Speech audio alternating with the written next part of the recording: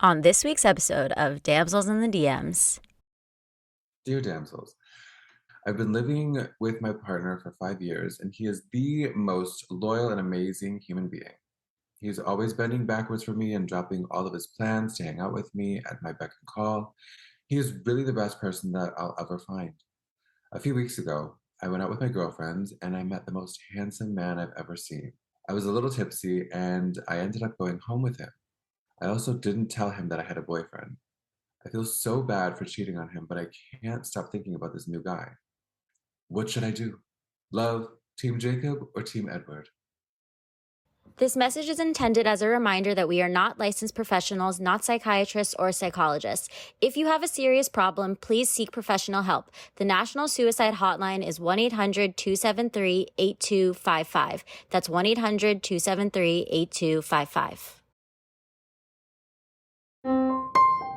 There's some damsels in the DM. Yes, queen. Tell us what's the vibe. There's some damsels in the DM. Please tell us what's the vibe. DMs, yeah we see them, yeah we read them. DMs, we don't need them, we just leave them. Please. Yeah. It's going down in the DMs. Bye. Good morning, everyone, and welcome to another episode of Damsels in the DMs. I'm Lauren. I'm Ash. And I'm Alejandro. Alejandro coming to us after a wild night. Fill us in. Oh my God, last night was so amazing. It was a meetup by Nosotros, and Nosotros is a Latinx advocacy organization that exists that was created by Ricardo Montalban, who's a famous Mexican actor.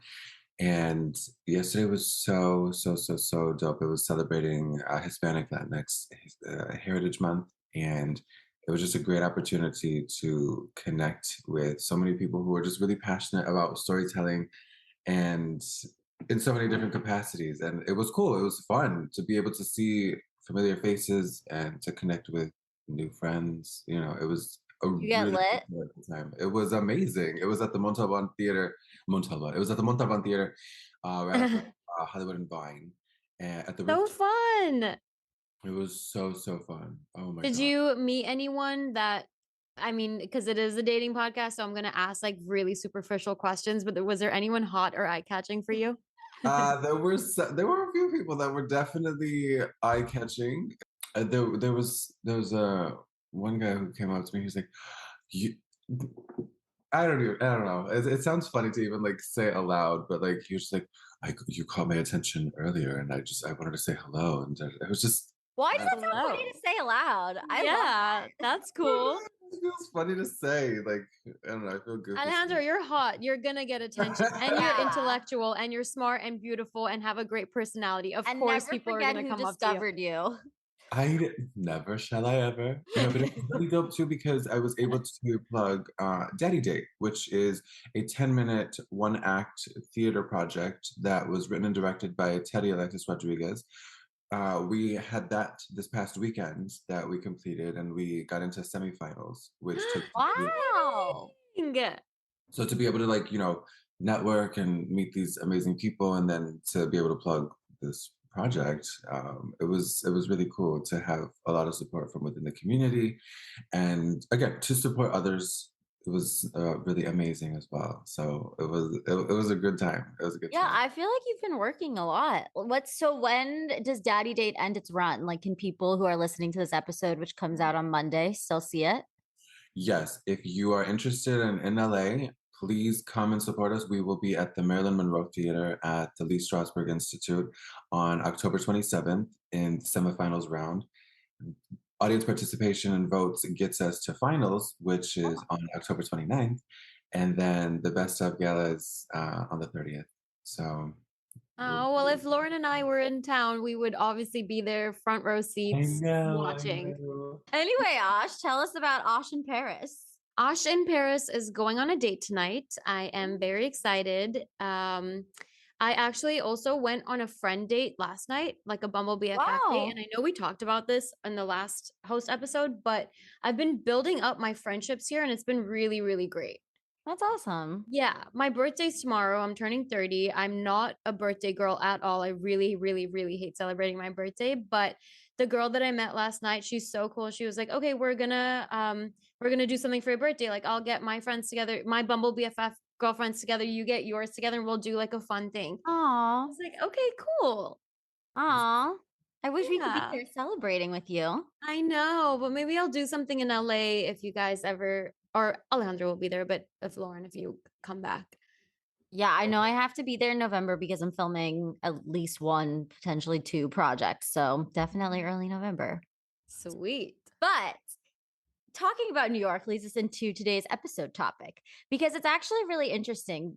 Since I've been at school, I've had to develop a lot more stories because Columbia's program is not just producing, it's also like writing, directing when you first start out, and then it starts to go into more specialized. So they have you write like feature length scripts. You're constantly filming or working on projects. So it's actually made me to start to explore some past trauma that I feel like I hadn't really ever dug up in a long time. And one of them is actually an ex relationship that I hadn't really ever, like, I think I buried it a little bit. And, not in that, like, I still think about it all the time or whatever, but like, I don't think I ever really got over what that relationship like caused me to feel and how it's impacted me on a day-to-day basis since then. So I've been writing the script about this situation that's happened, and it's been very therapeutic. But today we're talking about cheating, and in particular in relation to the Adam Levine Adam scandal. Levine. Adam Levine scandal. And the situation that I'm writing about is actually a time that I was cheated on.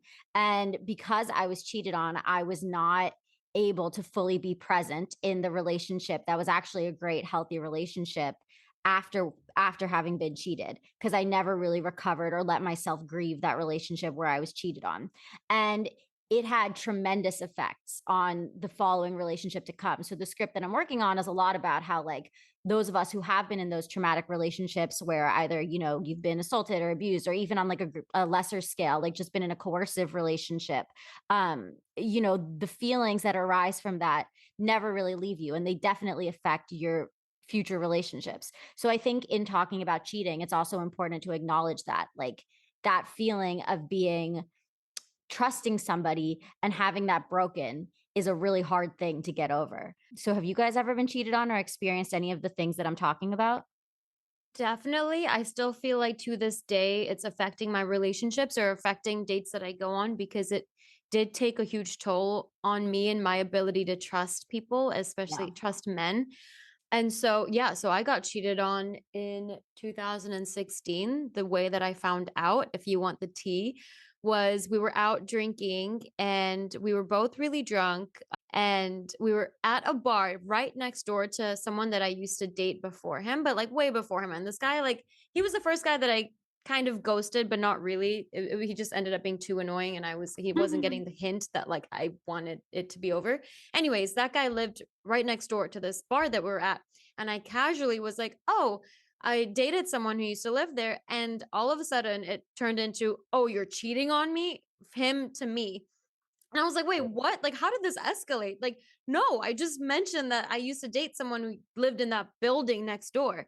And it turned into a whole thing where he got so angry. He like stormed off. It was like 1 a.m. in San Francisco, stormed off. And I was like running behind him, like, what the fuck are you talking about? And then I was like, well, this guy's crazy. Like, what is he on about? So I go home and I'm trying to sleep, and I'm like trying to text him. He's not answering my phone or like anything. I'm blocked on Instagram, blocked on text Oh messages. I'm my like, this is so God. toxic. And I'm like, what is happening? And then in my head, I was like, oh, he left his iPad at my apartment. So in my head, I was like, check his iPad, check his iPad. And I never do this. I never violate anyone's privacy, but something was telling me check his iPad because he's accusing you of something he's probably doing. Yes, projection. Yes, complete projection. And so I was like, fine. I checked it, and there was a thread from him and this girl, the girl that he told me not to worry about. I saw their messages, and it basically I didn't even have to ask him ask him what happened. She detailed everything in their text. She was like, yeah, like last night when we did that, when this happened, and this, like, play by play of what happened, God. as if like I was gonna find his phone and read it, and she was like telling me what's happening. Oh Wow, my nice girl. God. So how did you address the situation? So the next day when he cooled off, I obviously was now not okay. Right. Um, I blow up his phone because he doesn't want to answer me or whatever, and he doesn't want to answer, like, no comment basically from his end. And then I was like, you know what? Like, get your shit. Like, his backpack was in my apartment and his iPad. I was like, get your shit and fucking leave. And he comes to get his stuff and he doesn't say anything. He looks like shit. He doesn't say anything. I was like, you literally have nothing to say, like, no remark, nothing. You don't want to even like be like, oh, like that, you know? And he was like, well, no matter what I say, you're not going to believe me. I'm like, okay, what are you going to say?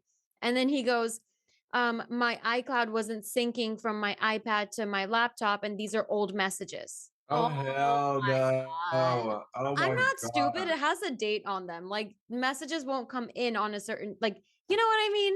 I'm not dumb. And I was like, I laughed at him because I was like, I actually work in tech. You don't have a fucking job. Like, he is someone who in French you say bolos, which is like a low life guy who like isn't doing shit, like a scrub. That's what he is. He's a scrub.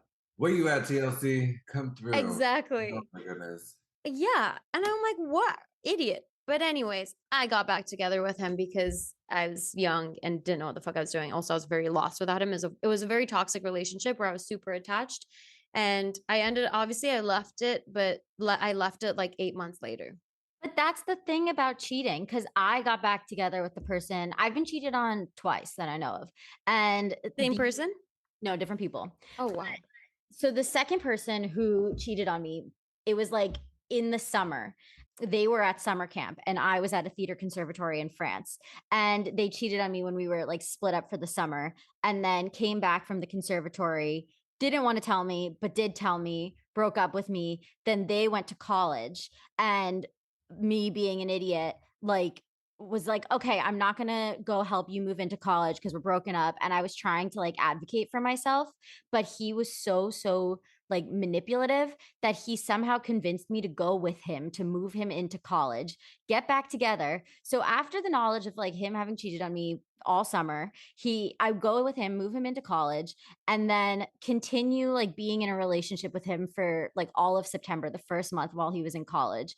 Then like ended up meeting somebody who was like my first healthy relationship. And that was what I was talking about, that I was like never fully present in that relationship because I was still like grieving what happened with the toxic guy. But yeah, I did the same thing. I got back together with him because I think that it's like this feeling like, oh, I'm not good enough. So they left me. So like, I want to get back in this and give them another chance to like prove that I am good enough. And maybe like if we try it again, like they will stay with me because like it just really diminishes your self worth. And I think that like every cheating episode is different for sure. But like the way that I feel, well, let's talk about it. So, as everybody has been talking about on social media, but for those of us who are not up to date on social media, I have no business being up to date on this with the cool schedule I do, but somehow I still have time to catch up on celebrity gossip. So basically, Adam Levine was found Instagram messaging a ton of different girls. It might have been like four that came out, but you know, probably more because once there's one, there's always more. I am not sure, and listeners can correct us on this, if there was a physical relationship. To my knowledge, it was okay. So, So with that Sumner girl, she said that it was physical for a year. okay, so there was a physical relationship with one of them. I think the other ones they were Instagram messaging, right? Like this is the only one that he met up with in person. Yeah, but also he denies that.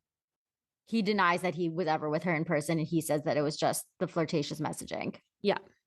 And who do we believe? I mean, why would she make it up? Like what Yeah. reason to make it Well, up? because she's an influencer. So people are arguing on social media like, oh, she was doing it for clout. And some people say that like the proper way for her to handle it would have been to, you know, tell his wife on the inside so that it didn't have to be like this massive social media craze, like trying to cancel him essentially. Because now like the world knows about this. So it like puts their marriage in the spotlight, basically. But a question, if you're this famous Victoria's Secret model and a lesser known Instagram person messages you telling this about your husband, do you really think you're opening up that message? Like, how many messages a day is she getting? Like, how would she have had the resource to contact like her people directly? And then like, what is she going to do? Like, go on IMDb Pro, find out who her manager is, and then like Well, I get the mean, manager's email and send it to this her? girl, but this Sumner girl was pretty big, wasn't she? Really? I think she I has thought a she got shit bigger after, but you tell me. Oh, maybe. It honestly could be. And you're right. Maybe there was no way to reach the wife, and this was like the only way to be like, what the fuck is wrong with this guy? And maybe she wasn't even thinking about this. She actually did make an apology to the wife. But maybe she wasn't even thinking about that. And it was just like, what the hell? Like, this guy is out of his mind. Yeah.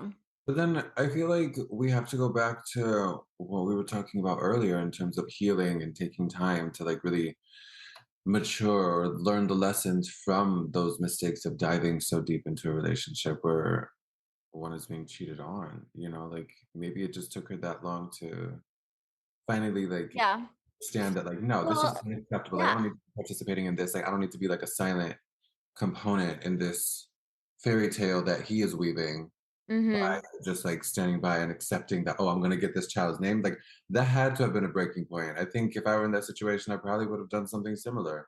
But Uh, that's another component of it actually, is that people were saying that was he taking advantage the fact that she was like a lesser known Instagram model because he's the position of power. So like if somebody who's in a position of power, you're the lead singer of Maroon 5, reaches out to this like lesser known Instagram model, is he then taking advantage of his status by preying on somebody of like a lesser status? That was another question that was raised. I see a lot of different sides to this. And I also see the side that Behati is currently pregnant with their child. And for me, if there wasn't a physical relationship and it was just these messaging, I think that marriage can be really hard for people. And a lot of people were arguing, like, you're married to this Victoria's Secret model. Like, how do these beautiful people get cheated on, like Beyonce and Jay-Z? But the fact of the matter is that, like, anybody can be cheated on. It doesn't mean that, like, only people who are less attractive or less famous get cheated on. It's like, it just goes to show you that literally anyone can be cheated on. It's the lust, like that desire for like a very sexual person, someone that's not your anyone but your wife. I think it's that. I think that like the people who cheat, it says a lot more about them and their insecurity and also like their desire for this like excitement and kind of power dynamic, especially people who are famous like in situations like this one. And a lot of people when these types of things happen, the question always comes up, once a cheater, always a cheater. So what do you guys think of that? Is that a legit thing? Like if she took him back, was she going to have to be worried the rest of her life about if this type of thing could happen again? Well, going back to your question about like, is Instagram messages cheating if there was nothing physical? I also found Instagram messages from that same guy who did cheat on me. I think, no, actually, you know what? I didn't find messages. My friend who worked at the same place that I did, she was the one who told me that she saw messages from him to another girl that works at that same place that I worked at.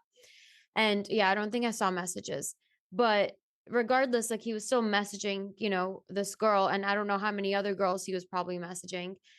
At that point, for me, it's still like right now, I don't know how I was or who I was back that in that day, but if I find messages from my significant other, my husband especially, to women and being super flirtatious and like something that's not normal and not okay and completely crosses the line, then I consider it cheating. It's still emotional. It's an emotional affair. Mm. it's totally an emotional affair. And going back to what you were talking about the power dynamic that exists with this Adam Levine situation, it's like to have the access that he may have to whatever he wants, like it's like a weird like God complex. I feel that we're dealing with in that scenario where it's like he probably could get away with anything and felt like this new or this person that he was having message or exchanging messages with was just no big deal. And like it's just sad that to think about the wife who's pregnant and like about to have a child, to know that like he's not even like 100% like committed to that relationship. That's just and then to like name the child after the person that he's having an affair with, like that is so insane to me. Like Yeah. I how think that message would be the one that would completely make me so mad if I was the pregnant wife. Yeah. Like, fuck the cheating. You really want to name our son after the girl that you're cheating me on with? That's really wild. And like I said, it's just the privilege, the audacity, and like, ugh. Wait, Tristan Thompson. Who is Tristan? Is the name of the person? Tristan Thompson is Khloe Kardashian's baby daddy. Yeah. Of basketball player who's cheated on her multiple times. He actually cheated on his first baby mama while the baby mama was pregnant with Khloe Kardashian. Oh my gosh, mess. So that Everyone's a mess. goes back to once a cheater, always a cheater for me. Yeah. Well, and the other thing too is like, once you go through that situation, for the person who was cheated on, it becomes difficult to see past that. I feel like that's such a boundary breaker. And then to have that trust broken in such a tremendous way, like, it's a traumatic experience to have to stay in it. Well, not to have to, but to want to stay in the relationship to try and repair things, thinking that something can be done to like rectify the situation when like really the work that has to be done is the person who's doing the cheating. And yeah, that's once a cheater, always a cheater. I don't know, like possibly, but my heart goes out to the people who are cheated on, where it's just like to have to deal with that, the weight of that boundary breaking is really tremendous. And I mean, it says a lot about a person when, they want to like stay in it to fix it or to like repair it. But at the same time, it's like the work that has to be done isn't even that person. It's the person who's cheating.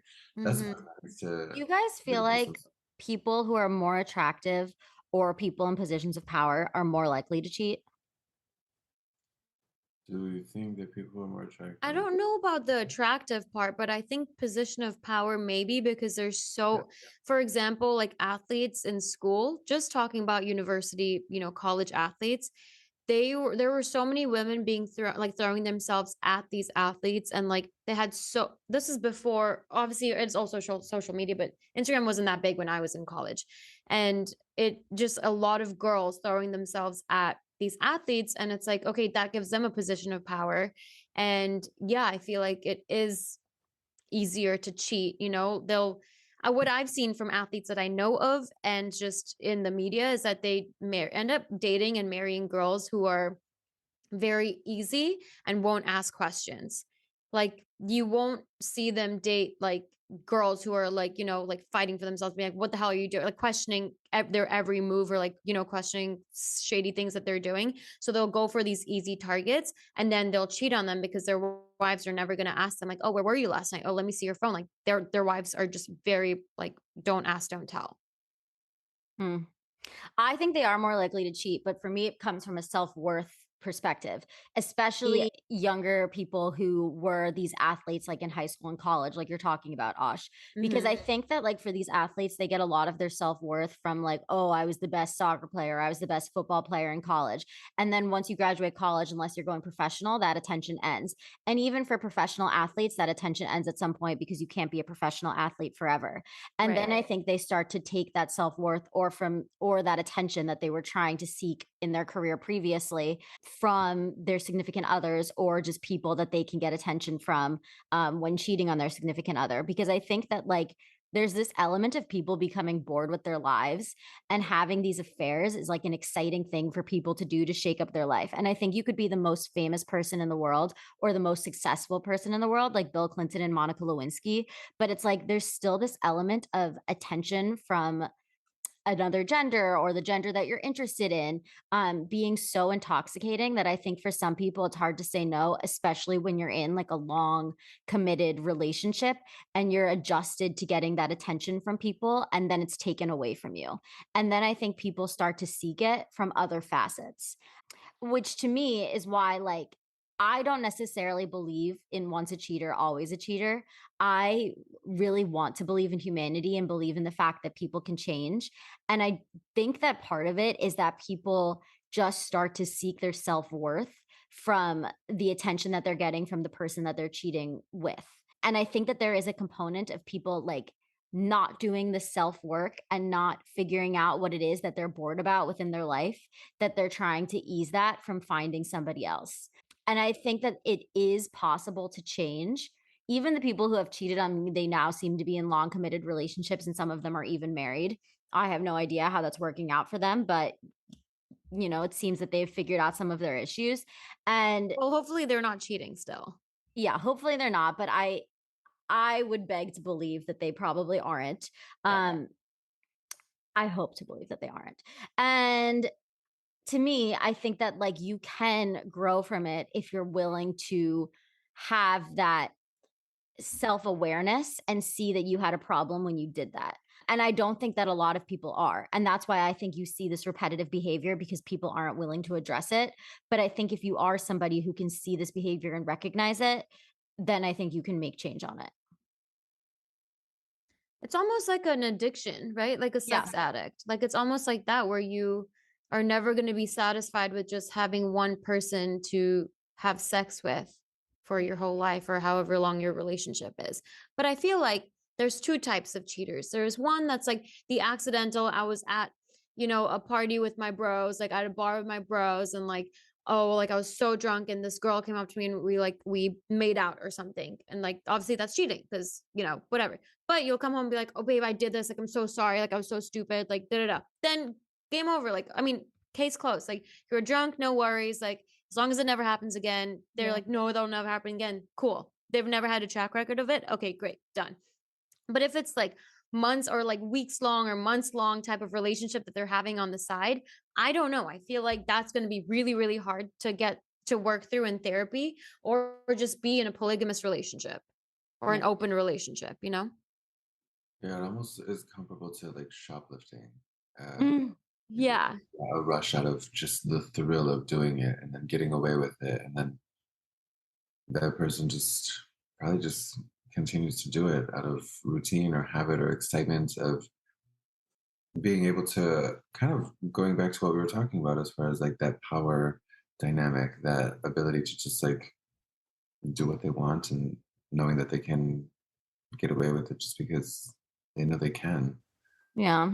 Manipulativeness, like the Yeah. so what do we do? How do we help the damsels in situations who might find themselves in this situation? What do we do? Well, let's just read this letter and figure out how we can help this letter writer. Let's do it. Okay. So we have, dear damsels, I'm a model living in New York and I love your podcast. Please don't judge me for what I'm about to say because I could really use your unbiased advice. I've been living with my partner for 5 years and he is the most loyal and amazing human being. He's always bending backwards for me and dropping all of his plans to hang out with me at my beck and call. He is really the best person that I'll ever find.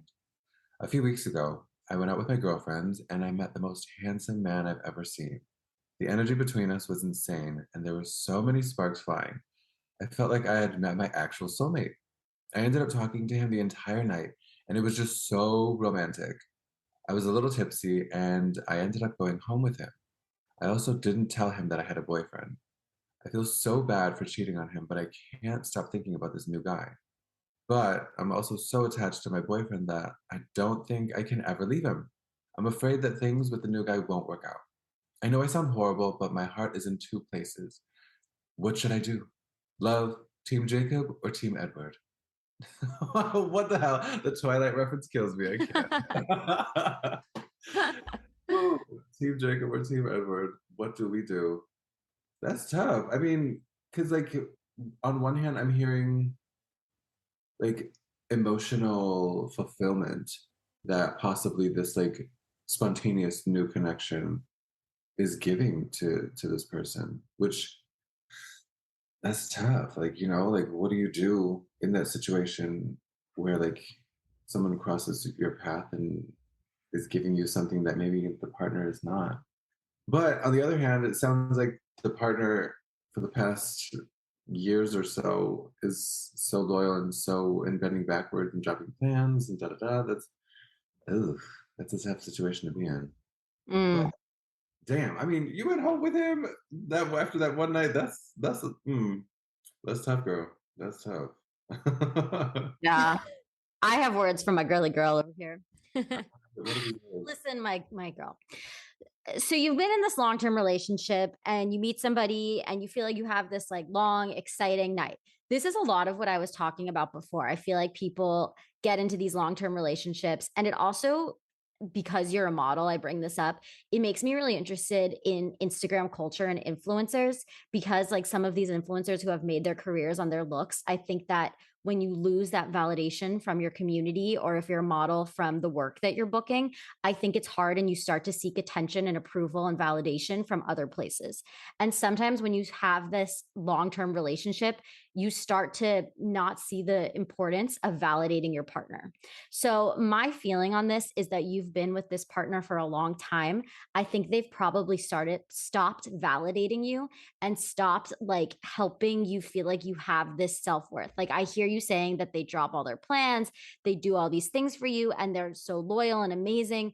But I think maybe you guys have started to lose some excitement and also started to lose him helping out your love language because there's something that happened on this night here where this person who you were with really started speaking to your love language that your partner isn't. And I think that's why you're so attracted and entranced in this situation happening because you haven't felt that excitement the way you feel excitement the first time you start to see somebody. There's just something different about the sparks that fly when you've met somebody initially versus being with somebody for a long time. However, you really don't know this person and you really have no idea what's going to happen. And it's wonderful to be attracted to somebody and have this long romantic evening, but there's no quality to that to a 5-year relationship and somebody who has like really proved themselves to you time and time again. And I think that this is probably something that you need to do inner work or with your relationship to look at what's happening. I don't necessarily think that you need to end your current relationship or that, this has to be something if you are committed to working on it and committing to leaving it as a one night stand. I wish that you had told us in this letter if you reached out to them after this one night stand. Like, did you just leave it and cut off all communication, or are you still talking to them? Because to me, the issue lies on if you're still talking to them. I think that if it was just that one evening, then that's something that you and your boyfriend can talk about and work out and figure out why did you feel compelled to do that. But I think it says a lot if you started to continue to talk to them after that night, because then to me, you're actively sabotaging your current relationship.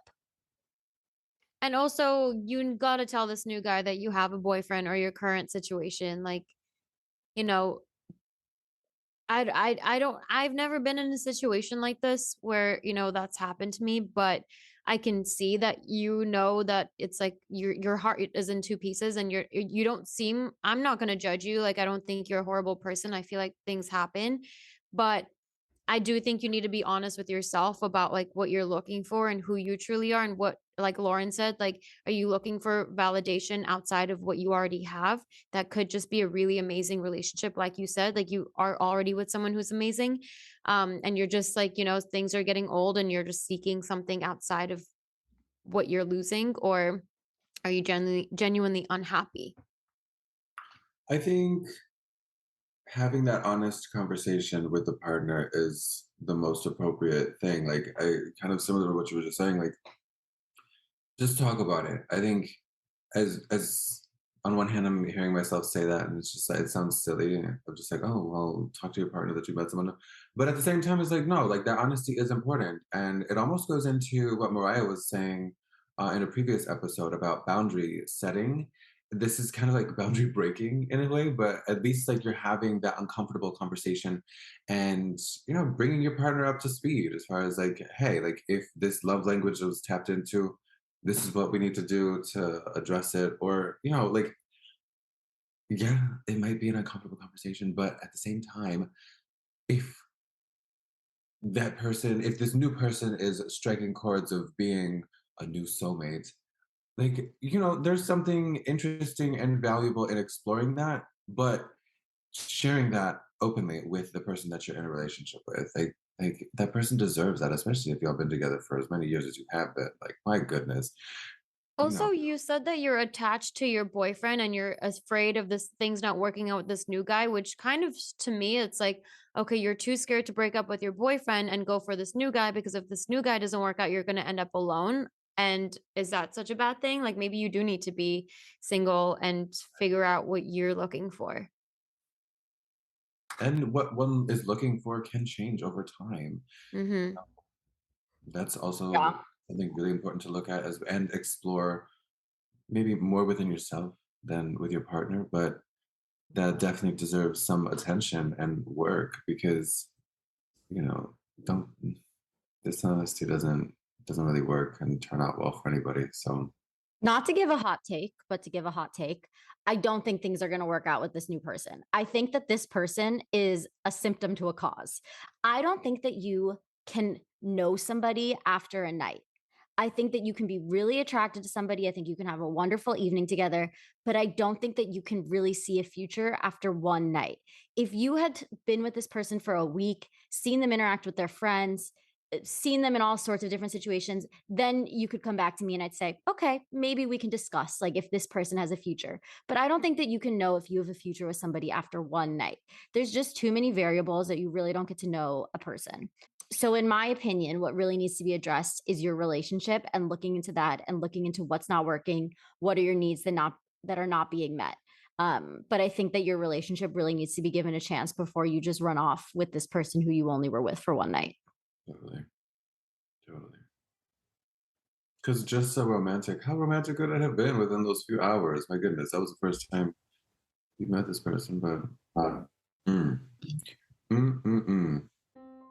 Well, on that note, you can always send us your letters. We are obviously here and waiting to help you with any of these relationship, dating predicaments that you might be in. Or even if it's like self-help stuff, we're open to that too.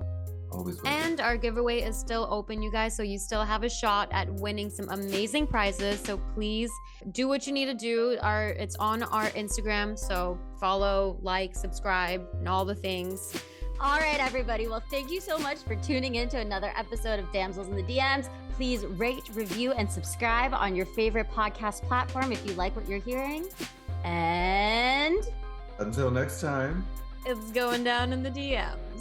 bye. Bye. DMs, we don't need them, we just leave them. Please. Yeah. It's going down in the DMs. Bye.